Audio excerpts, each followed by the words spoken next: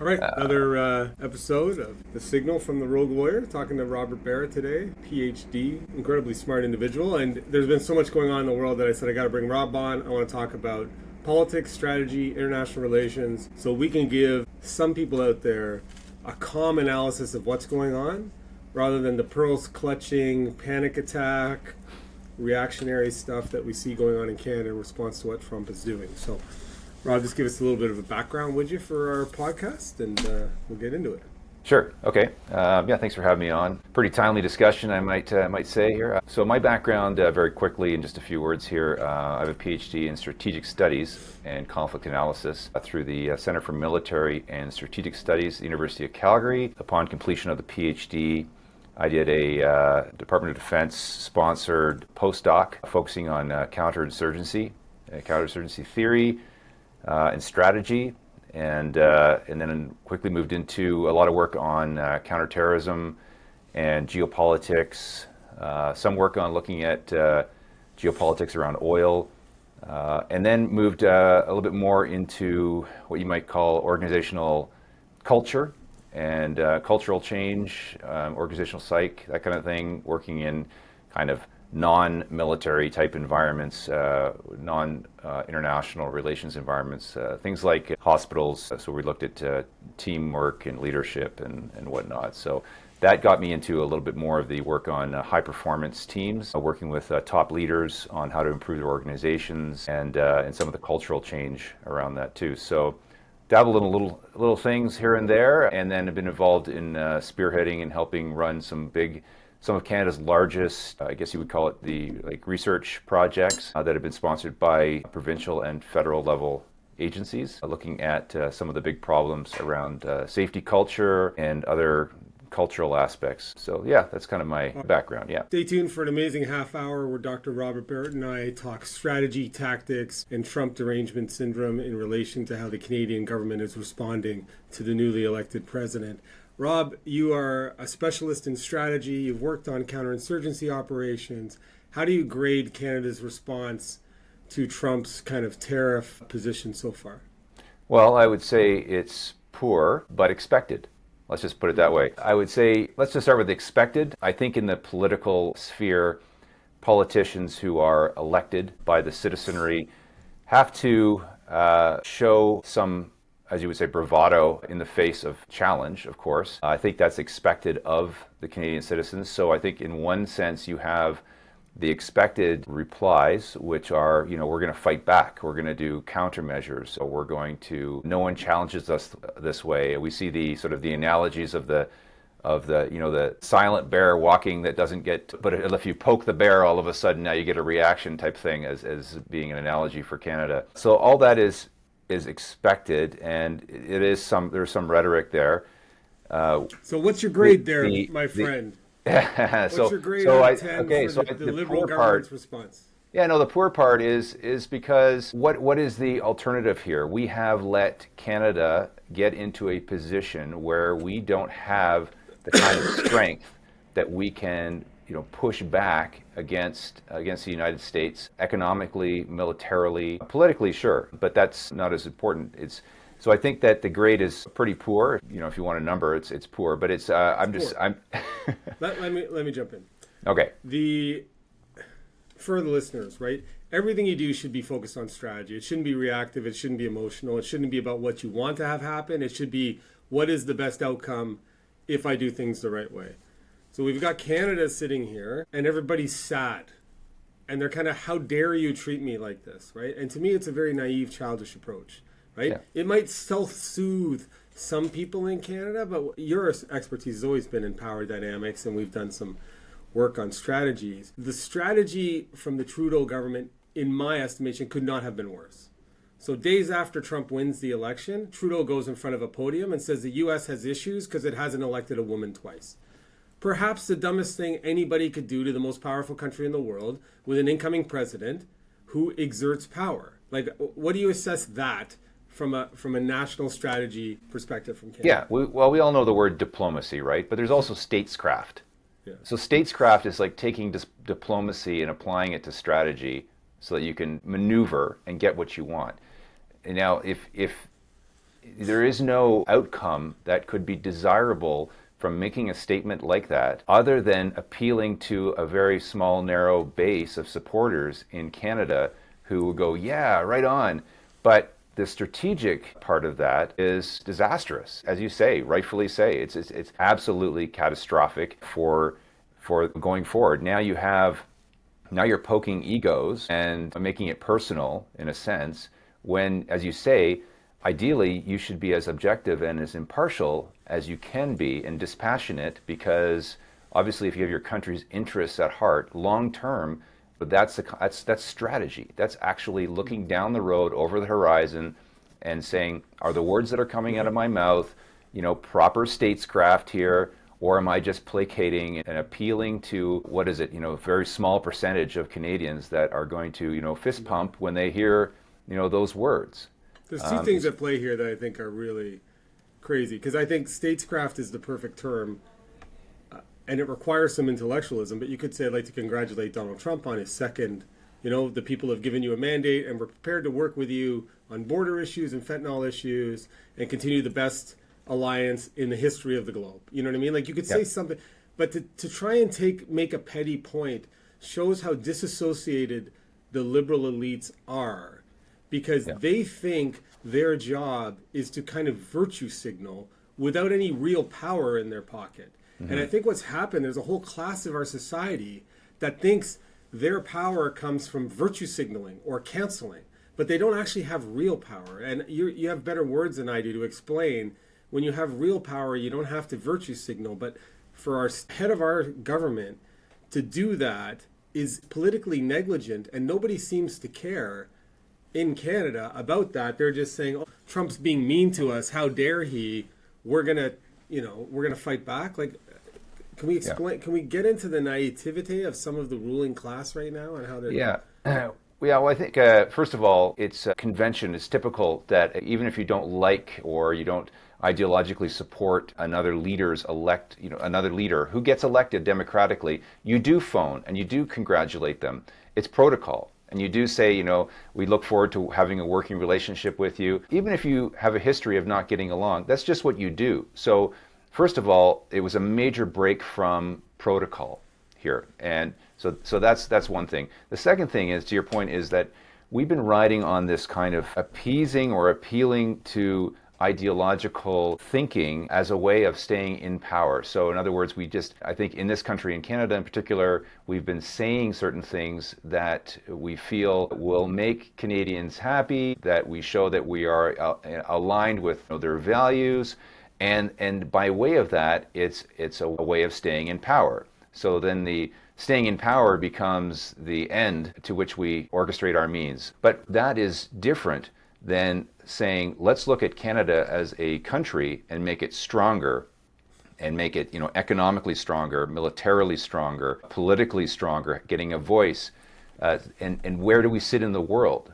So these are bigger questions rather than just trying to sort of appease or play to the sentiments or values of the Canadians. Now, I will say that Canadians are strong people, and I believe Canada has an extremely strong future and a place in the global environment here.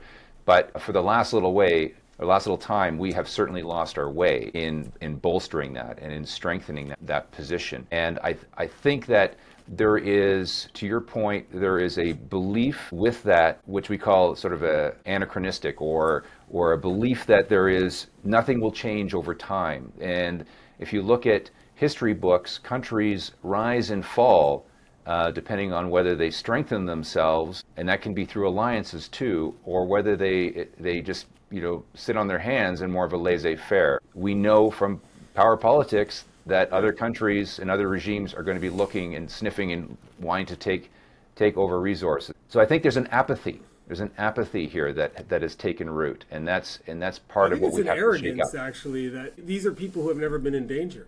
Yes. Or have been hungry, and who think that, because they went to a school and got the right degree, they can influence. It's like the dummies who are advising Kamala Harris not to go on Joe Rogan. They really don't get power. and even basic game theory, like, and I know you're way more advanced in basic game theory, but if you just did a if this then that with Trudeau speaking about Trump elect, what are the consequences of criticizing him and embarrassing him? Like, I'm just amazed that there's no thinking.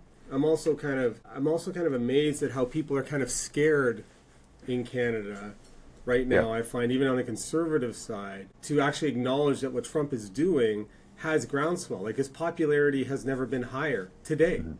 Yeah. Right? He's put disruptors into office. The Democratic Party is faltering, and then we got the conservatives here who just seem scared to embrace the same groundswell of support. And I know years ago we had discussions about Harper, and part of my growth is acknowledging that you were right at many levels, because when I heard him speak recently, it sounded like very intelligent, articulated policy, which is missing from the Canadian ecosphere. And I think you and I had chatted, and I'm like, we need, absent a strong force, I think people are just like saying, we love our maple syrup and Tim Hortons and Canada's going to fight back, without understanding how tiny we are. And I think, to your point earlier too, is you don't have to have a giant military, but you have to have credibility in how you conduct yourself.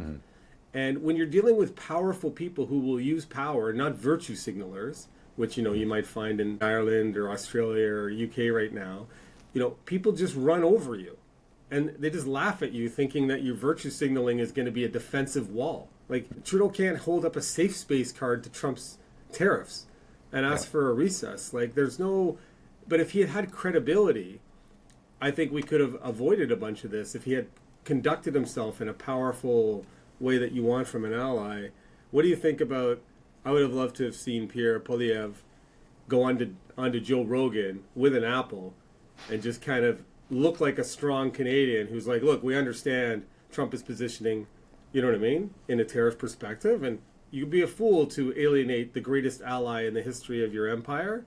So we're going to work together. But what Trump needs is a strong leader who's not going to be on an apology tour, who can work with him to create a regional power structure. Why can't we get that? Where is that coming from in Canada? Well, yeah, I mean, I think that, first of all, the tides of history tell us that grand strategy does change. There was a time before the World Wars that geographical land grabs were what the Americans were looking for. And then after World War II, we saw that strength and sort of the empire building came through international agreements, like NATO, for example, the UN, others, right? So that's how you expand your empire, essentially, around the world. So those things change now. So what Canada has to look at, and Poilievre has to look at, is, of course, you have the public-facing narrative, right? Which is very true, that Canada, although we can't fight back militarily, we can't fight back really economically. We do have oil and gas, of course, which is a big card to play. But we do have essentially big hearts in Canada, and we have a certain set of values and principles that I think that are very, very strong and unique, and that we can play upon. We just have to bolster those other aspects. So what I think is happening, to your point, in terms of what could be done, what could be negotiated here, and what the Conservatives might look at, is certainly the smart play here is to wargame all possibilities, right? So the first state thing, well, very unlikely, very, very unlikely, but a smart person is, on the corner of their table, they're going to be wargaming that scenario, right? Who can they turn to for help? Whatever, what ifs. The most likely scenario is that you're going to these tariffs, these kinds of big threats that are coming in, are a way of leveraging the negotiations, so that somewhere where Canada ends up negotiating some middle ground here, like, we're going to do this on our border, undoubtedly the Arctic security is going to come up. I mean, if you look at the map of the Russian bases in the Arctic, it's unbelievable. The ones that are currently manned and ready to go, naval ports. Russia is our neighbor essentially here, and Russia is now expanding their military at a greater rate than all of the European countries combined. So it's unreal. I mean, they're between Russia obviously signing an agreement with North Korea. We know, was it 10,000 troops now in Russia from North Korea? They just signed a 20-year. I think there's only 500 left. Like, yep. It's so bad. They just signed a in strategic. China as well, yeah. Yeah. They just signed a strategic deal with Iran, a 20-year strategic deal, which may include military. I mean, we have to. That's why the U.S. is going to be looking at Canada to make some major geopolitical advances here. We've been a laggard, really, in our NATO spending. And even the NATO secretary now is saying that we need to come up over 3% for all the European nations or learn to speak Russian. So, I think what's interesting is just to move back. I feel like there's kind of like a cocktail party crowd that lives to take a Trump sentence and then say, look how ridiculous that sentence is. Taking the framework of what a political power wielder says and then put it into a cocktail party lingo and say, look how ridiculous. This guy's a lunatic. This is crazy. And I'm surprised at how few people who are thoughtful, like I see intelligent lawyers, people having breakdowns saying, oh, a convicted criminal is this and that. It's just like an emotional suck fest, as opposed to if you read his books, he's a ball-breaking negotiator. Mm-hmm. And so he will set the boundary way over there, watch you panic, move it over there, and just watch it. And, I think in one way, though, like if you know that simple principle, I also go back to Trump. I think Trump, to kind of maybe symbolize what you're saying, is trying to condition Canada to get ready to be tough again. Mm-hmm. Because Canada has demonstrated itself to be a weak power. And if we have an encroaching Russian threat and a China threat and needs in the north, it's essentially saying, look, you can't just sit there and go on an apology tour nonstop and print money and say you're amazing. You can't have a barista of purple-haired military with no functional operational ability anymore and exist under our protection. Like, mm-hmm. I think, like, people don't understand what he's trying to say is, like, you guys got to get your shit together. Yeah. Because you're a bumbling idiot. If your prime minister says that after an election, that is an indicator to any other power that we are broken. Mm-hmm. Like, it is, because it makes no sense. Like, how do you... What advice would you give to the Conservative Party about strategy with dealing with Trump at the moment? Well, I think that the strategy is to, as you just rightfully said, was to strengthen Canada. Strengthen yourself. Like, you and I and others feel like we've been shaking Canada by the shoulders for the last 10 years. Wake up, wake up. And now you're seeing voices in the media saying, hey, maybe this is a wake-up call. Maybe we shouldn't send almost all of our oil to one client, state. Maybe we should be diversifying, having pipelines. Maybe we need to boost our military spending so that we can become a more viable partner of NATO. Maybe the Arctic security needs to, finally, maybe we need to look at that. I mean, all this stuff almost seems funny if it weren't sad, because we've been talking about this stuff for a long time. So I think that a case in point, though, that proves Trump's negotiation style is NATO. If we recall that he put pressure on NATO for the countries to spend. Now, other presidents of the U.S. had been trying to do this. Why? Because the U.S. Funds NATO. It's the vast majority of the money that goes to NATO, 30-some countries, is from the United States, up to, I think, almost 2/3 of it. So the analogy would be like you own an apartment building, or you're the superintendent of an apartment building, and people aren't paying their rent. So you fund their rent every month. But after a while, you say, look, if you're not going to pay your rent anymore, I'm going to shut this place down. I have to. I'm going to shut it down. And everyone says, oh, you hate the apartment building. You just hate us. Well, I don't hate them. I wish that you would pay, actually. Then we can continue on. And so in threatening to shut down NATO, in a sense, it's not so many words, but all of a sudden it became very real. And then you had a scramble of these NATO countries to start boosting their spending. Now, Canada boosted spending too, but not to anywhere close to 2%. So that's the kind of negotiation style that we see repeated. So it shouldn't surprise us, and and just like they did at the time, they said Trump hates NATO. Trump wants to shut down NATO. It's a threat to world order, world peace. But in actual fact, it was to strengthen NATO. And by the same degree, this may well strengthen Canada. And I do agree with you. I think there's an opportunity here for Canadians who are strong people and who can now sort of turn the lens inward and say, what do we have to do to become a stronger player in the world? And economically, politically, militarily. Yeah, I've got two strategic suggestions I wanted to run by you, because we could talk all day about how bad everything is, but the pearl clutching from Canadians who kind of say a how dare you, those people just need to be out of positions of authority. If you're saying how dare you, you're not good enough for the job. You have to be able to say, I understand why you're doing that, right? And the way you explain NATO, it's easy to understand. And it's easy to understand that some European countries want a free ride. People act in their own interests. And what I would love to see from Pierre, like a conservative, to say, look, America needs to see that we're strong, because they're acting as if we're weak because we've acted weak. I think that's what you have to say. And I will bring Canada back to being a credible player on the world stage. And if the U.S. wants to impose all these tariffs on them, they can do that. It's not a crime against humanity. You can put tariffs against us. What that's going to force us to do is restructure how we trade. I would say this will probably help us finally get a pipeline across our own country, right? And motivate us to get Quebec on side and to do something dynamic between Alberta and Quebec. And then just show America, like, look, if you want to go swing for the fences there, you can, but you may transition us to a different way of doing business that hurts you in the long run. Mm-hmm. Because if we can send our oil across the country to the port in Halifax and BC, it doesn't have to go south. Yeah.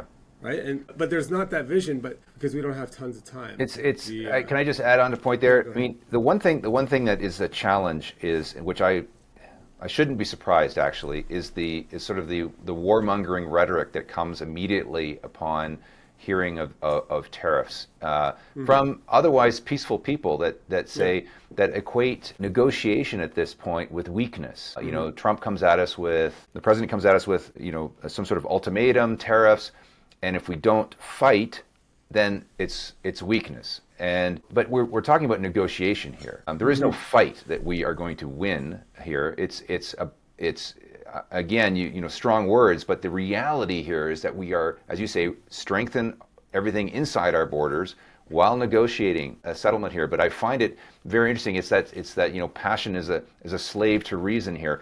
We look at things from a very objective point of view, but yet there's passion and there's rhetoric that gets in the way. And as you say, these one-liners that apparently intelligent people will banter about and say we're going to fight back with banning orange juice or whatever it is. We have cards like in Ontario.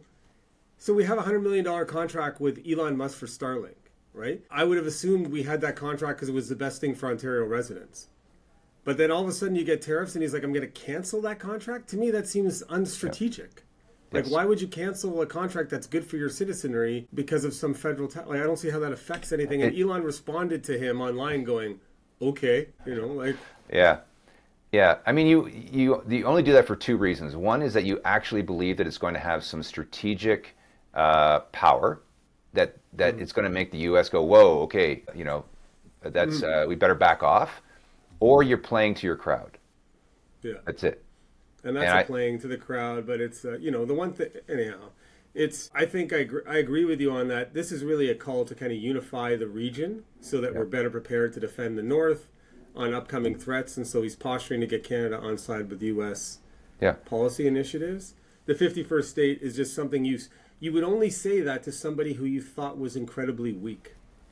Yeah. Like you wouldn't say that to your ally who you're having. So that is a sign to Canadians, rather than just kind of wrapping themselves in a paper mache flag and pretending all of a sudden to be proud of Canada when they've been busting on Canada for 8 years.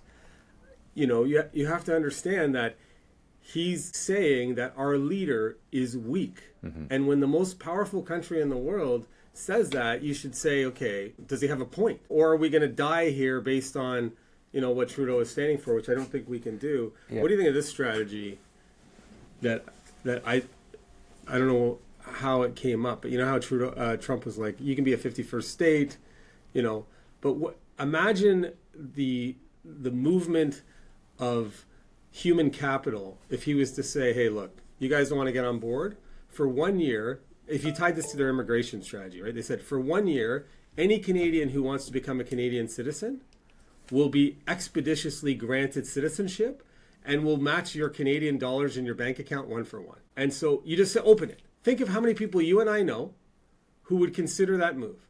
Somewhere nice, take your capital, think of who would be attracted to that move and who would be left. Like, to me, if I was playing that Realpolitik move, like that to me would panic Canada. Oh yeah. If they did that. Yeah, it'd be the biggest brain drain ever. I think where your point is going, where what could come out of this. So in international relations, whenever there's a change in status quo, that's when people get really nervous. And I think obviously the President Trump is challenging the status quo here for at least the recent history status quo. Well said. Canada will have to become a little bit creative here in their negotiations. It's not going to be we're going to take what we're doing now and we're going to just improve it slightly.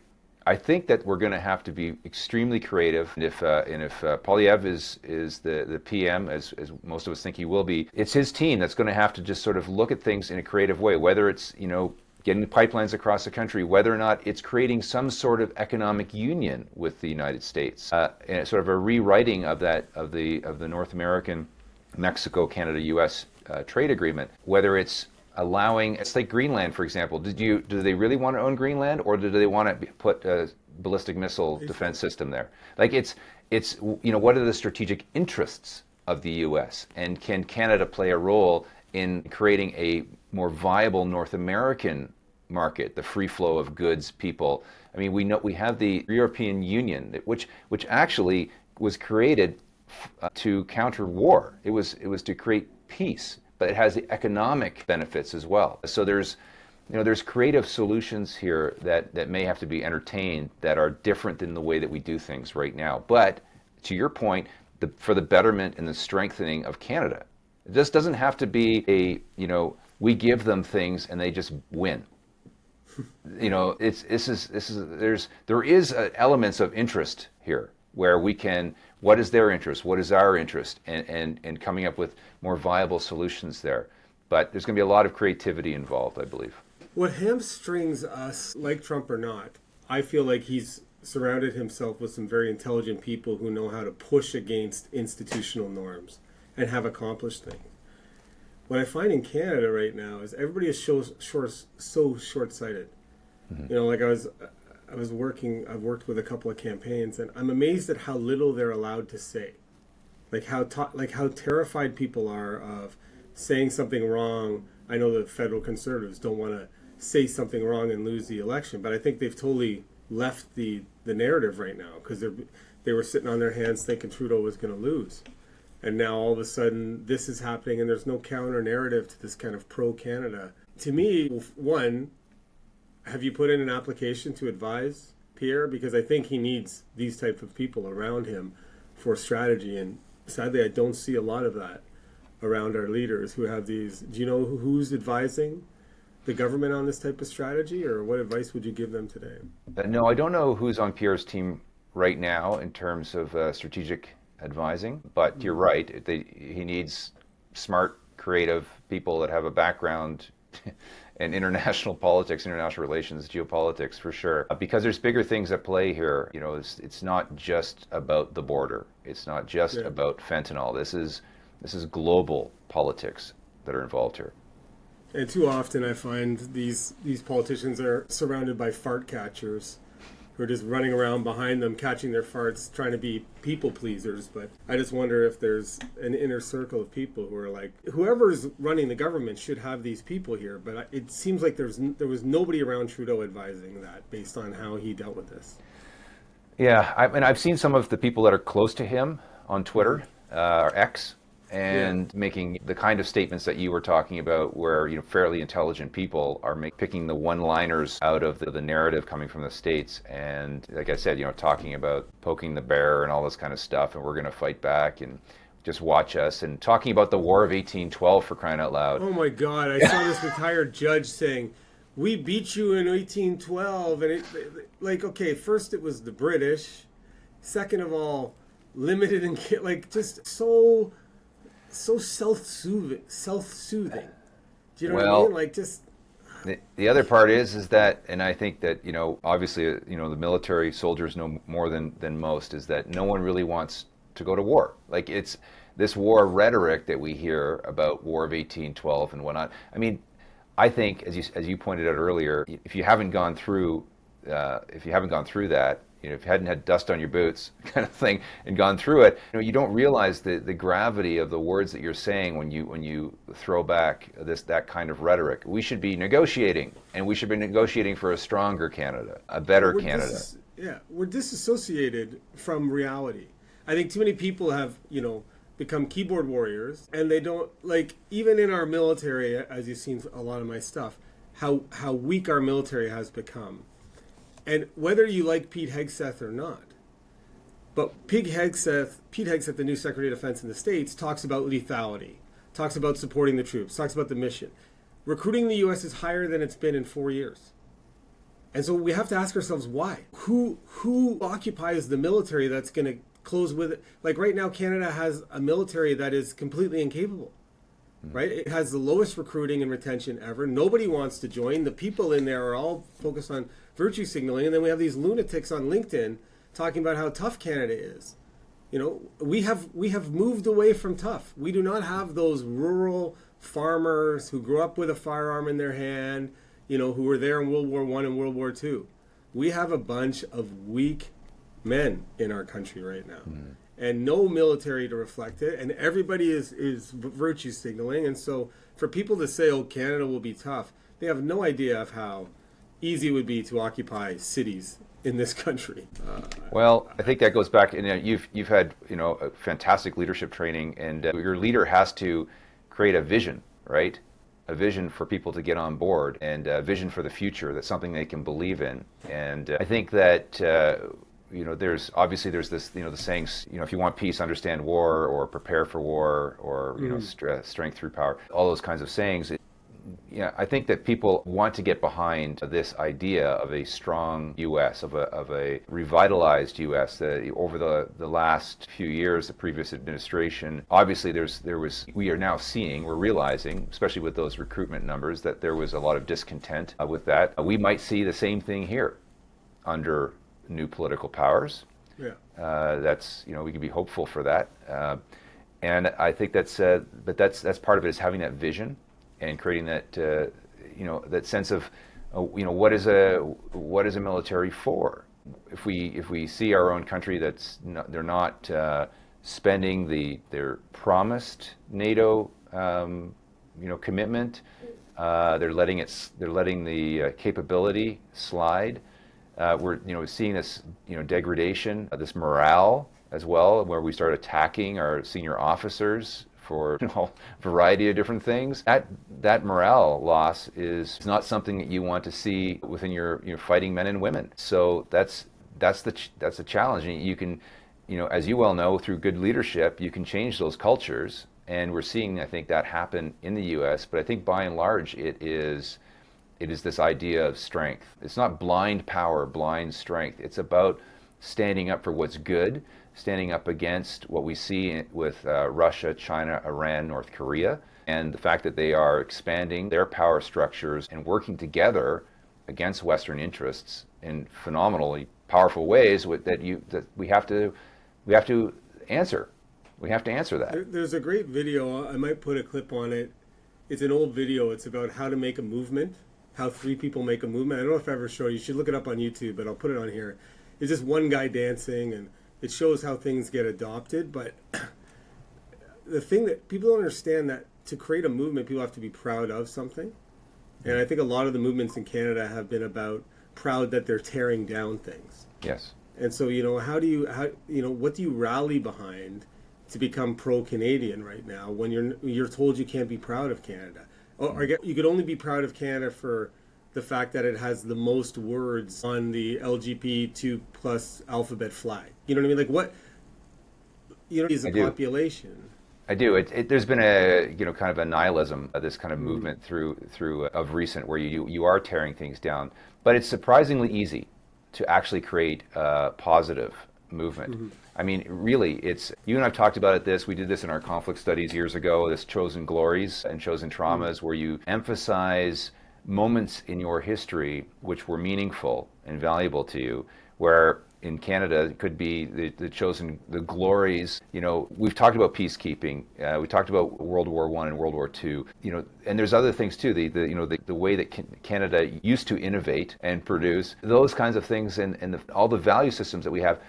Just around symbols, like our maple leaf, like it is our own, that's our symbol. And just to be able to rally around that, and then to understand what that maple leaf means, not only just, in the Canadian hearts, but also in terms of the future that we want to have for our children, the economic futures, the safety and the security that we want to have, the fact that we want our kids to be able to own homes and have a good life. I mean, these are the kinds of things that we can attach to the meaning of that, and that can happen surprisingly fast if you have people that know what they're doing with cultural change, whether it's in the Conservative Party, if they're taking control, or whatever political party. It's surprisingly easy to do, to rally people behind that. And then once you do that, then you get people on board to be able to adopt change, because we are adopting change with a view of achieving this Canadian dream.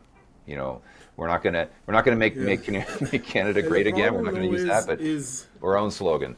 Controlling the youth is a way to control society in a way. In the last 10 years, like, our kids have been being fed pablum, and I don't think they're really coming out of school proud of what Canada represents in the globe. They come out of school trained how to criticize white men, essentially. You know what I mean? And so they're not getting critical thinking. So, that's another issue for another day, is how we fix the educational system to teach critical thinking.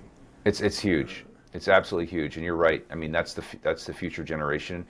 And I am a bit scared about what's coming out of some of the education system right now. What's being taught. I mean, to remember that whether it's woke or another word that you use. I mean, the intent of starting that kind of thinking was positive in a sense. It's about realizing that there are injustices in society, and there are those that are on the fringes, and they may have been systemically kept at the fringes because of being a minority in one way or another. So there's a realization of that. But then the problem is that I think, and it's partly through social media, is that everyone then has to sort of try to outdo each other with the next level, and it becomes a movement that ends up actually taking away from the betterment of the society, and actually creates divisiveness, which was not the original intent here. The intent was inclusiveness, so that I think takes over some of the education system as well. And then we I thought see about that the other day, and it was sad because I was trying to be reflective. Because I remember, like, 10 years ago, like, I'm still in my early 40s, and I remember, like, I really didn't fixate on race at all. You know what I mean? Like, I just loved being in Toronto, and it was like, hey, if you see somebody come in, you just... But I find now, and I want to be... But when I see somebody come in who's like a minority or a certain gender in a position of power, like, I'm like... There's this thought that says, oh, that person was DEI in there. So it's kind of like undermined. I still, you know what I mean? Like, I'm aware that thought pops in my head. And I just want to treat everybody fairly. But it's almost like the movement has fixated so much on the issues and artificially placed people in charge. Like, you look at the LA Fire Department, right? The last 3 fire chiefs are female lesbians. When there's 3,500 firefighters and 100 females, what are the statistical odds that they're the best people for the job? Like, infinitesimal. Yeah. But it's almost like they've really driven a wedge between us, and like we got to get. I think that's what Trump is doing in a way, whether you agree with him or not. Is he's making people proud to be American, and immigrants are joining it. You know what I mean? Like, there's a whole collection of people that are going in that direction. The question is, can we do something similar in Canada without being labeled fascists? Yeah. Yeah, I mean, when I was doing my PhD, I used to TA a course that we got to TA and create our own little sessions. And I did it on stereotypes and racism. So I lectured in the lecture hall on the subject. And there are different escalating kind of conditions that lead to increasing levels of being stereotyped, a segment of the population, and having bias or racism against them. And you do have to be very, very careful. And you're right in a sense that you have to be careful not to overuse labels that then reinforce the very things that you're trying to eradicate by having an inclusive society. And so I think Canada does, we have a history of being good to, we're all essentially fairly recent immigrants in Canada, in one way or another. So Canada is a very welcoming place, and we have to, I think, still promote that. And that still could be separate than what the US is doing with, more of a melting pot type way of doing things. It doesn't mean that it's better or worse. It works for them. But I do think there's an opportunity for Canada to, again, sort of celebrate that our past and our history by also rallying around a national symbol, rallying around the flag, rallying around the maple leaf, and creating a sense of what it means to be Canadian. So I think that's absolutely possible, really. Yeah, I think we got to make the flag everybody's again. Like, I think for a while, now if you wave a flag, you're called an extremist, fascist. You know what I mean? Like, it's a way of, if you're proud of Canada, you must be a fascist because you support all of these other. We need to make the flag everybody's again. And I think we need to rally around dealing strictly with people who tear down Canada from within, whether they be protesters on the streets or people in government who are just advancing their own career by tearing us down. Like, we have to rally around a positive angle. And that's why I'm looking for the personality. Trump, love him or hate him, he's got a personality. He doesn't get really ruffled the same way. Like, where is our personality? Like, we loved Trudeau 10 years ago because he was young and charming. But well, once again, you need a vision. And the vision cannot be that we live in a post-nationalist or post-national country, right? Yeah. That starts the conversation that we're separate and we're not one nation anymore, by the definition of that. So, the idea of rallying large groups of people around something, we call that having a superordinate goal or something that, and it can be a threat. Like, it can be the tariff, right? The tariffs come in, all of a sudden everybody starts to become feeling a bit more emotionally attached to Canada. And so that is an example of a superordinate goal. It takes people that had diverse opinions about something and brings them closer together, because now you have to stand together and oppose something else that's even bigger than your individual, things that you were talking about. So it's interesting though, because when you think strategically, you can decide on superordinate goals and they can have positive or negative strategic things. So if Canada's rallying superordinate goal is to hate Trump, it doesn't bode well for a country against the most powerful country in the world at this time. Yeah. So that could be the desired rallying point from some liberals, right? But if that is, I don't think it serves Canadians. And nobody is having the discussion to say what serves Canadians in the future economically. Yeah. Because there's these elite people wearing Rolexes and driving Maseratis, ripping Trump down all the time, but they got a giant bank account. And for our people who are trying to get houses or get jobs, what's a superordinate goal that helps them? And virtue signaling isn't going to pay the rent or electricity. No, you're right. It could be positive and negative. That's why you need the leadership vision. You need to, if it's Pierre getting on the podium and saying this is the vision for Canada. Now, I think he said that in some ways, but having that sort of clear geopolitical vision as well. We've talked about Canada being a strong middle power in the past, and so what does that mean? Like, what's the practicality of that? Well, it usually means leverage. It means that you have the ability to walk amongst other middle powers together to have influence on large geopolitical things, and the movement of oil and the economy and military power and all that kind of stuff. So Canada has a role to play, and if we've been backsliding on that, then that can be part of our vision. Maybe articulated in a way that Canadians can rally behind, but with some sloganeering. But that vision then becomes that superordinate goal that people can rally behind and believe in. And once you have that support, then you can start doing all the amazing things that you want to do, whether it's building pipelines or improving this or improving that. So that's the challenge. Our healthcare, that's another one. But Dr. Robert, we always need more time because your insights are always very intellectual, and I hope the audience appreciates how high-end your analysis is. I try to keep it dumb because I'm, the cement head.